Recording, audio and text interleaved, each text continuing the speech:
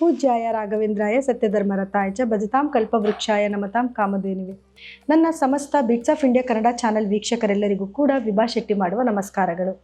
ಮಾಸ ಭವಿಷ್ಯ ಕಾರ್ಯಕ್ರಮಕ್ಕೆ ತಮಗೆಲ್ಲರಿಗೂ ಸ್ವಾಗತ. ಈ ತಿಂಗಳು ಅಂದರೆ ಜುಲೈ ತಿಂಗಳಲ್ಲಿ ನಡೆಯುವಂತಹ ಗ್ರಹಗಳ ಸ್ಥಾನಮಾನದ ಆಧಾರದ ಮೇಲೆ ದ್ವಾದಶ ರಾಶಿಗಳ ಮೇಲೆ ಏನೆಲ್ಲ ಪ್ರಭಾವ ಬೀರುತ್ತೆ ಅನ್ನೋದನ್ನ ನೋಡೋಣ ಬನ್ನಿ. ಇನ್ನು ಈ ತಿಂಗಳಲ್ಲಿ ಗ್ರಹಗಳ ಬದಲಾವಣೆ ಏನಾದರೂ ಇದೆಯಾ ಅಂತಂದ್ರೆ ಖಂಡಿತವಾಗ್ಲೂ ಇದೆ. ಮೊದಲನೇದಾಗಿ ಶುಕ್ರ ಗ್ರಹ 4ನೇ ತಾರೀಕು ಕಟಕ ರಾಶಿಯಿಂದ ಸಿಂಹ ರಾಶಿಗೆ ತನ್ನ ಪತನ ಬದಲಾಯಿಸಿದ್ರೆ, 16ನೇ ತಾರೀಕು ಸೂರ್ಯ ಗ್ರಹ ಮಿಥುನ ರಾಶಿಯಿಂದ ಕಟಕ ರಾಶಿಗೆ ತನ್ನ ಪತನ ಬದಲಾಯಿಸ್ತಾರೆ. ಅದೇ ರೀತಿಯಲ್ಲಿ ಶನಿ ಗ್ರಹ ಕೂಡ 27ನೇ ತಾರೀಕು ತನ್ನ ವಕ್ರ ಚಲನೆನ ಶುರು ಮಾಡ್ತಾರೆ.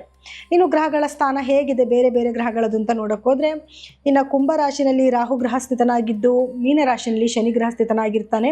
ವೃಷಭದಲ್ಲಿ ಕುಜಗ್ರಹ ಇದ್ರೆ, ಮಿಥುನದಲ್ಲಿ ಬುಧ ಮತ್ತು ಸೂರ್ಯ ಗ್ರಹಗಳಿರ್ತವೆ. ಹಾಗೆ ಇನ್ನು ಕಟಕದಲ್ಲಿ ಗುರು ಗ್ರಹ ಇದ್ರೆ, ಸಿಂಹದಲ್ಲಿ ಕೇತು ಮತ್ತು ಶುಕ್ರರ ಸಮಾಗಮ ಆಗ್ತಾ ಇದೆ. ಸೊ ಹಾಗಿದ್ರೆ ದ್ವಾದಶ ರಾಶಿಗಳ ಮೇಲೆ ಇದರಿಂದ ಏನೆಲ್ಲ ಪ್ರಭಾವ ಬೀರುತ್ತೆ ಅನ್ನೋದನ್ನ ನೋಡೋಣ ಬನ್ನಿ. ಇನ್ನು ಧನಸ್ಸು ರಾಶಿಯವರ ಜುಲೈ ತಿಂಗಳ ಭವಿಷ್ಯ ಹೇಗಿರುತ್ತೆ ಅಂತ ನೋಡಿದ್ರೆ, ನೋಡಿ, ಧನಸ್ಸು ರಾಶಿಯವರಿಗೆ ಇಷ್ಟು ದಿವಸ ಗುರುಬಲ ಇತ್ತು, ಈಗ ಗುರುಬಲ ಹೋಗಿದೆ. ರಾಶಾಧಿಪತಿ 8ನೇ ಮನೆಗೆ ಬಂದಿದ್ದಾನೆ.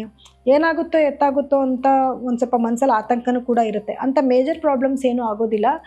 8ನೇ ಮನೆಗೆ ಗುರು ಹೋಗಿರೋದ್ರಿಂದ ಅನಿರೀಕ್ಷಿತ ಘಟನೆಗಳನ್ನ ನೋಡ್ಬೇಕಾಗಿ ಬರ್ತದೆ. ಅದು ಒಳ್ಳೇದು ಆಗಿರ್ಬೋದು, ಕೆಟ್ಟದ್ದು ಆಗಿರ್ಬೋದು. ನಿಮ್ಮ ದಶಾಭುಕ್ತಿಗಳು ಚೆನ್ನಾಗಿತ್ತು ಅಂದ್ರೆ ಖಂಡಿತ ಒಳ್ಳೆ ಫಲಗಳನ್ನ ನೀವು ನಿರೀಕ್ಷೆ ಮಾಡಬಹುದು. ಈಗ 8ನೇ ಮನೇಲಿ ಗುರು ಕುತ್ಕೊಂಡಿರೋದ್ರಿಂದ ಪಿತ್ರಾರ್ಜಿತ ಆಸ್ತಿ ಬರುವಂಥದ್ದು, ಅಥವಾ ಯಾರೋ ತುಂಬ ದಿವಸಗಳಿಂದ ಹಣ ಕೊಟ್ಟಿಲ್ಲ ಅಂತ ಸತಾಯಿಸ್ತಿದ್ರೆ ಹಣ ಬರುವಂಥದ್ದು ಕೂಡ ಆಗತ್ತೆ. ಅಥವಾ ನೆಗೆಟಿವಿಟಿ ಅಂತ ಬಂದಾಗ ಆರೋಗ್ಯ ಸಮಸ್ಯೆಗಳು ಬರುವಂಥದ್ದು, ಏನು ಶುಗರ್ ಆಗಿರ್ಬೋದು, BP ಆಗಿರ್ಬೋದು, ಅದು ಜಾಸ್ತಿ ಆಗೋದು ಅಥವಾ ಬರುವಂಥದ್ದು, ಬಾರ್ಡ್ರಿಗೆ ಬರುವಂಥದ್ದು, ಇದನ್ನು ಕೂಡ ನೀವು ನಿರೀಕ್ಷೆ ಮಾಡಬೇಕಾಗಿ ಬರುತ್ತೆ. ಇನ್ನು 2ನೇ ಮನೆಗೆ ಗುರುದೃಷ್ಟಿ ಬೀಳ್ತಾ ಇರೋದ್ರಿಂದ ಹಣಕಾಸಿಗೆ ಯಾವುದೇ ರೀತಿ ತೊಂದರೆ ಬರೋದಿಲ್ಲ. ನಿಮಗೆ ಫಿನಾನ್ಷಿಯಲ್ ಸ್ಟೇಟಸಲ್ಲಿ ಚೆನ್ನಾಗೇ ಇರ್ತೀರ. ಯಾವುದಾದ್ರೂ ಹೊಸ ಏನು ಕೆಲಸಗಳು ಬರುವಂಥದ್ದು, ಅದರಿಂದ ಹಣದ ಅಭಿವೃದ್ಧಿ ಆಗುವಂಥದ್ದು, ಕುಟುಂಬದಲ್ಲಿ ನಿಮ್ಮ ಮೇಲೆ ಗೌರವ ಬರೋದು, ನಿಮ್ಮ ಮಾತಿಗೆ ಬೆಲೆ ಬರುವಂಥದ್ದು ಕೂಡ ಆಗುತ್ತೆ. 12ನೇ ಮನೆಗೂ ಗುರುದೃಷ್ಟಿ ಬೀಳ್ತಾ ಇರೋದ್ರಿಂದ ಫಾರಿನ್ ಟ್ರಿಪ್ಸ್ ಮಾಡುವಂಥದ್ದು, ಎಜುಕೇಷನ್ ಪರ್ಪಸ್ಗಾಗಿರ್ಬೋದು, ಸುಮ್ಮನೆ ನೋಡಬೇಕು ಅಂತನೋ, ಕೆಲಸದ ಪರ್ಪಸ್ಗೋ, ಒಟ್ಟಿನಲ್ಲಿ ಟ್ರಾವೆಲ್ ಅಂದ್ಕೊಂಡಿರೋಂಥ ಜಾಗಗಳಿಗೆ ಟ್ರಾವೆಲ್ ಮಾಡೋದು ಕೂಡ ಆಗುತ್ತೆ. ಇನ್ನು ನಿಮಗೆ 3ನೇ ಮನೇಲಿ ರಾಹು ಕುತ್ಕೊಂಡಿದ್ದಾನೆ, ಧೈರ್ಯ ಜಾಸ್ತಿ ತಂದುಕೊಡ್ತಾನೆ. ಆದರೆ ಸ್ನೇಹಿತರಿಂದ ಕೆಲವು ಸಮಸ್ಯೆಗಳಾಗೋ ಚಾನ್ಸಸ್ ಇರುತ್ತೆ. ಕೇರ್ಫುಲ್ ಆಗಿರಿ. ರಾಹು ಅಂತ ಬಂದಾಗ ಯಾವಾಗಲೂ ರಾಹು ಮೇಲ್ನೋಟಕ್ಕೆ ತುಂಬ ಒಳ್ಳೆಯೊಂಥರ ಇದ್ರೂ ಕೂಡ ಒಳಗಡೆ ಅವ್ರು ಮಾಡೋವಂಥ ಮಸಲತ್ತು ನಿಮಗೆ ಗೊತ್ತಾಗೋದೇ ಇಲ್ಲ. ಆ ರೀತಿ ಆಗ್ಬಿಡುತ್ತೆ. ಸೊ ಅದಕ್ಕೆ ಕೇರ್ಫುಲ್ ಆಗಿರಿ ಈ ಒಂದು ವಿಚಾರದಲ್ಲಿ.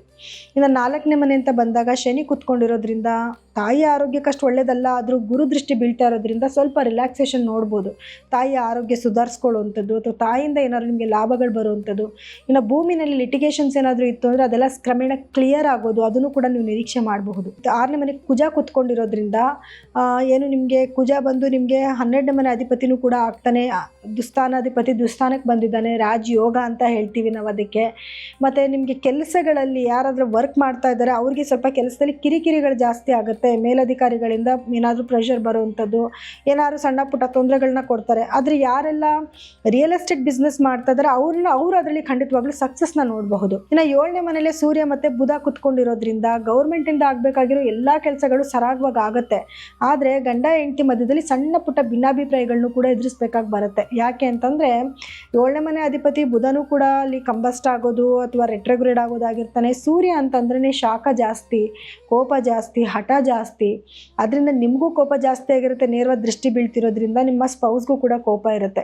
ಸೊ ಹಾಗಾಗಿ ಸ್ವಲ್ಪ ನೀವೇ ಒಂಚೂರು ಕಂಟ್ರೋಲ್ ಆಗಿದ್ದರೆ, ನಮ್ಮ ಪರಿಸ್ಥಿತಿ ಇವಾಗ ಈ ರೀತಿ ಇದೆ, ನಾವು ಸ್ವಲ್ಪ ಕೇರ್ಫುಲ್ ಆಗಿರಬೇಕು ಅನ್ನೋದನ್ನ ನೀವೇ ಅನ್ಕೊಂಡ್ಬಿಟ್ರೆ ಯಾವುದೇ ಮೇಜರ್ ಪ್ರಾಬ್ಲಮ್ಗಳು ಆಗೋದಿಲ್ಲ. ಇನ್ನು ನಿಮಗೆ 8ಕ್ಕೆ ಗುರು ಬಂದಾಯಿತು, ಅದ್ರ ಪ್ರತಿಫಲ ನಾನು ಹೇಳಿದೆ ಆಗ್ಲೇ. ಇನ್ನು 9ನೇ ಮನೆಯಲ್ಲಿ ನಿಮಗೆ ಕೇತು ಮತ್ತು ಶುಕ್ರರ ಸಮಾಗಮ ಆಗ್ತಾ ಇದೆ. ಸೊ ಭಾಗ್ಯಸ್ಥಾನದಲ್ಲಿ ಶುಕ್ರ ಬಂದಿರೋದ್ರಿಂದ ಒಳ್ಳೊಳ್ಳೆ ಕೆಲಸಗಳು ಮಾಡ್ತೀರಾ, ಒಳ್ಳೊಳ್ಳೆ ಅವಕಾಶಗಳು ಹುಡ್ಕೊಂಡು ಬರುತ್ತೆ. ಒಡವೆಗಳು ತೊಗೊಳ್ಳೋದು ಅಥವಾ ಏನಾದರೂ ಮನೆಗೆ ಲಕ್ಸುರಿ ಐಟಮ್ಸ್ ತೊಗೊಳ್ಳೋದು, ಇದೆಲ್ಲನೂ ನೀವು ನಿರೀಕ್ಷೆ ಮಾಡ್ಬೋದು. ಕೇತು ಇರೋದ್ರಿಂದ ಸ್ಪಿರಿಚುವಲ್ ಟ್ರಾವೆಲ್ ಕೂಡ ಜಾಸ್ತಿ ಮಾಡ್ತೀರಾ. ಆದರೆ ಆರೋಗ್ಯ ಸಮಸ್ಯೆ ಅಂತ ಬಂದಾಗ ನಿಮ್ಮ ತಂದೆ ಆರೋಗ್ಯದಲ್ಲಿ ಸಣ್ಣ ಪುಟ್ಟ ಏರುಪೈರುಗಳನ್ನ ನೀವು ಎದುರಿಸಬೇಕಾಗಿ ಬರುತ್ತೆ. ಎಲ್ಲ ರೀತಿಯಿಂದನೂ ಕೂಡ ಧನಸ್ಸು ರಾಶಿಯವರಿಗೆ ಆಲ್ಮೋಸ್ಟ್ ಒಳ್ಳೇದಿದೆ. ಕೆಲವೊಂದು ಮಾತ್ರ ನೆಗೆಟಿವಿಟಿ ಇದೆ. ಪರಿಹಾರ ಏನು ಮಾಡ್ಕೋಬೇಕು ಅಂದರೆ, ಮೊದಲನೇದಾಗಿ ಗುರುಗಳ ಆರಾಧನೆ ಜಾಸ್ತಿ ಮಾಡಬೇಕಾಗತ್ತೆ. ಪ್ರತಿ ಗುರುವಾರದ ದಿವಸ ಕಡಲೆಕಾಳನ್ನ ಡೊನೇಟ್ ಮಾಡೋದು, ಅಂದರೆ ಯಾರಾದರೂ ನಿರ್ಗತಿಗರಿಗೆ ತೊಗೊಂಡೋಗಿ ಕೊಡುವಂಥದ್ದು, ಅಥವಾ ಹಳದಿ ಬಣ್ಣದ ಸಿಹಿ ಪದಾರ್ಥಗಳು, ಹಳದಿ ಕಲರ್ ಬಟ್ಟೆನೂ ಕೂಡ ನೀವು ಡೊನೇಟ್ ಮಾಡ್ಬೋದು. ಅಥವಾ ಸ್ಟಡಿ ಮೆಟೀರಿಯಲ್ಸು, ತುಂಬ ನೀಡ್ಫುಲ್ ಇರುವಂಥ ಮಕ್ಕಳಿಗೆ ತೊಗೊಂಡೋಗಿ ಸ್ಟಡಿ ಮೆಟೀರಿಯಲ್ಸ್ನ ಕೊಡೋದ್ರಿಂದನೂ ಕೂಡ ನಿಮಗೆ ಖಂಡಿತವಾಗ್ಲೂ ಗುರುವಿಂದ ಆಗ್ತಿರೋಂಥ ದೋಷಗಳಿಂದ ನೀವು ಮುಕ್ತರಾಗ್ಬೋದು. ಇನ್ನು ಶನಿಯ ದೃಷ್ಟಿನೂ ಕೂಡ ಲಗ್ನದ ಮೇಲೆ ಬೀಳ್ತಿರೋದ್ರಿಂದ ಸ್ವಲ್ಪ ಲೇಜಿ ಜಾಸ್ತಿ ಇರ್ತೀರಾ. ಪ್ರತಿ ಶನಿವಾರ ಅಭ್ಯಂಜನ ಸ್ನಾನ ಮಾಡ್ಕೊಳ್ಳಿ, ಎಣ್ಣೆ ಹಚ್ಕೊಂಡು ಸ್ನಾನ ಮಾಡ್ಕೊಳ್ಳುವಂಥದ್ದು. ಮತ್ತು ಶನಿವಾರ ಸಾಧ್ಯ ಆದಷ್ಟು ನಿರ್ಗತಿಕರಿಗೆ ಏನಾದರೂ ಡೊನೇಟ್ ಮಾಡೋದನ್ನು ಕೂಡ ರೂಢಿ ಮಾಡ್ಕೊಳ್ಳಿ. ಅದು ಕೂಡ ನಿಮಗೆ ಆಗುವಂಥ ಸಣ್ಣ ಪುಟ್ಟ ತೊಂದರೆಗಳಿಂದ ನೀವು ದೂರ ಆಗ್ಬೋದು. ಇನ್ನು ಇದಾಗಿತ್ತು ದ್ವಾದಶ ರಾಶಿಗಳ ಈ ತಿಂಗಳ ಒಂದು ಫಲಾನುಫಲಗಳು. ನೀವೇನಾದರೂ ನಿಮ್ಮ ವೈಯಕ್ತಿಕ ಜಾತಕನ ಒಮ್ಮೆ ಪರೀಕ್ಷೆ ಮಾಡಿಸ್ಕೋಬೇಕು ಅಂದರೆ ಕೆಳಗಡೆ ಸ್ಕ್ರೋಲ್ ಆಗ್ತಿರೋಂಥ ನಮ್ಮ ನಂಬರ್ಗೆ ಕರೆ ಮಾಡಿ ನಿಮ್ಮ ಅಪಾಯಿಂಟ್ಮೆಂಟ್ನ ಫಿಕ್ಸ್ ಮಾಡ್ಕೋಬೋದು. ಏನಕ್ಕೋಸ್ಕರ ನಮ್ಮ ವೈಯಕ್ತಿಕ ಜಾತಕನ ತೋರಿಸ್ಕೋಬೇಕು ಅಂತಂದರೆ, ನೋಡಿ ನಾವಿವಾಗ ಹೇಳ್ತಿರೋಂಥ ಫಲಗಳಲ್ಲಿ ಕೆಲವೊಂದು ವ್ಯತ್ಯಾಸಗಳು ಆಗುತ್ತೆ. ಯಾಕೆ ಅಂತಂದರೆ, ನಿಮಗೆ ಒಳ್ಳೆ ದಶಾಭುಕ್ತಿ ನಡೀತಿದ್ದರೆ ಒಳ್ಳೆ ಫಲಗಳು ಜಾಸ್ತಿ ಆಗುತ್ತೆ. ಅಕಸ್ಮಾತ್ ಏನಾದರೂ ನಿಮಗೆ 6, 12, 8ನೇ ಮನೆಯಲ್ಲಿರುವಂಥ ಗ್ರಹಗಳ ಒಂದು ದಶಾಭುಕ್ತಿ ನಡೀತಿದೆ, ಅದರಲ್ಲಿ ವ್ಯತ್ಯಾಸ ಆಗುತ್ತೆ. ಅದಕ್ಕೆ ತಕ್ಕನಾದ ಪರಿಹಾರಗಳನ್ನ ನೀವು ಮಾಡ್ಕೊಳ್ಳೋದು ತುಂಬ ಮುಖ್ಯ ಆಗಿರುತ್ತೆ ಈ ಒಂದು ಕಾರಣಕ್ಕೋಸ್ಕರ. ಸೊ ಎಲ್ಲರಿಗೂ ಕೂಡ ನನ್ನ ಧನ್ಯವಾದಗಳು.